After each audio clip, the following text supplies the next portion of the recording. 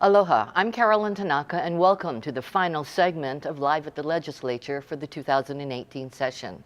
Joining me today is Representative Della Al-Beladi. She is the House Majority Leader, and Representative Cedric Gates. He is a first-time freshman legislature representing Waianae. Welcome to both of you this morning. Thank you for having us. Thank you. Representative Beladi, it has by all measures been a very productive session. The legislature walked the walk and put money where your mouth is and addressed a bunch of serious issues. Do you want to talk a little bit more about that? Sure. So quick overview. Of course, we passed our homelessness and housing initiatives that will build out over 25,000 affordable rental units by 2030. But we did a lot of other things. We funded a lot of health and safety needs. So for example, we have 3 hospitals, one on Hawaii Island, one on Kauai, and one on Oahu. We also funded additional lifeguard positions. And in East Hawaii, we're doing a pilot project with Child Welfare Services. So across the state, lots of funding measures to really address the critical needs of our residents. And Representative Gates, if you don't mind me letting everybody know, you are the youngest member of the House of Representatives. Correct. But you have been very active in your Waianae community. You were the chair of the Neighborhood Board Commission. This is the end of your first term as a representative. Share with us, what's your impression of what's been going on here? I think we had a very productive sessions for the time I've been here. Last year we have done a lot of great things as far as getting transportation infrastructure, funding for the Waianae Coast, putting funding to our schools, as well as trying to create more jobs in the Waianae Coast community. Mm-hmm. This session we did a lot of great things for our houseless and homeless communities across the state, addressing a lot of the big issues that our community is wanting answers for. So I'm very, very pleased with this session. Well, I'm pretty sure you should be particularly interested in the homeless initiative that the legislature passed. How will that impact your community, the Waianae community? As you may know, we have a lot of homeless families and individuals out there on the coastline, and this year we passed the bill to fund Ohana zones.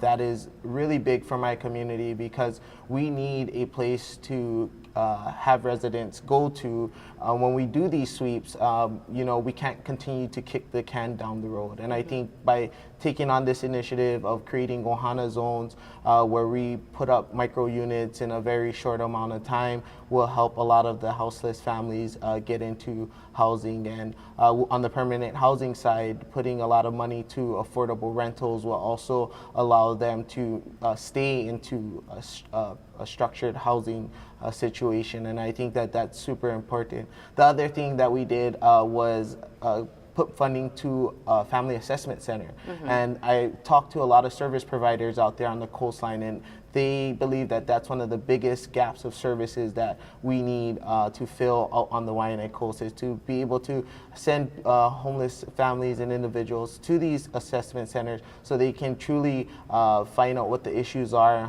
how they can be helped. And so I'm very excited about that. The other great program is the LEAD program, which would diverting homeless individuals who would rather be put into prison, but now they're receiving services and receiving the necessary treatment they need to get their life back on track. So I'm sure you'll be monitoring the progress of the homeless initiatives, yes, especially sure. in your community. Yeah.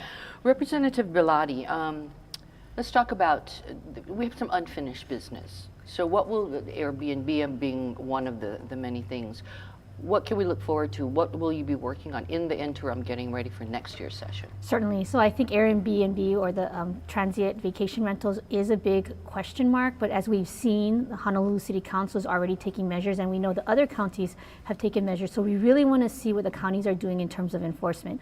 I think the legislature stands ready certainly to add the taxation piece. But really, this is a land zoning issue for the counties. We also are looking at paid family leave. That received a lot of attention, and I know some folks were disappointed, but actually what was lost in translation was that one of the things that's happening is that there's going to be a financial actuarial study to really look at the numbers here in the state of Hawaii to determine what model will work best. So paid family leave, Airbnb. We also have the Title IX legislation. We laid into our statutes anti-discrimination on the basis of sex, gender identity.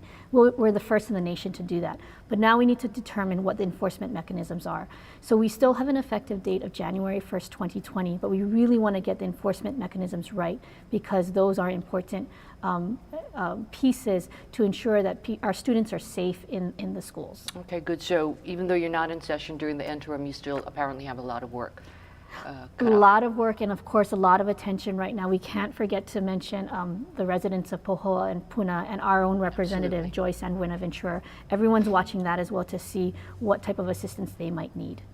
And for you, Representative Gates, any interim or goals and objectives before we head into the next session? Or Yeah, I think making sure that a lot of the funding that was allocated this session and the past session is spent doing what was what it was intended for, and that's what my office will be working with. The other thing is that we'll be hosting a lot of town halls with HPD on agriculture, with our legislative leaders, and trying to just get that community dialogue so that we can come back and draft up legislation to address the concerns brought up by residents.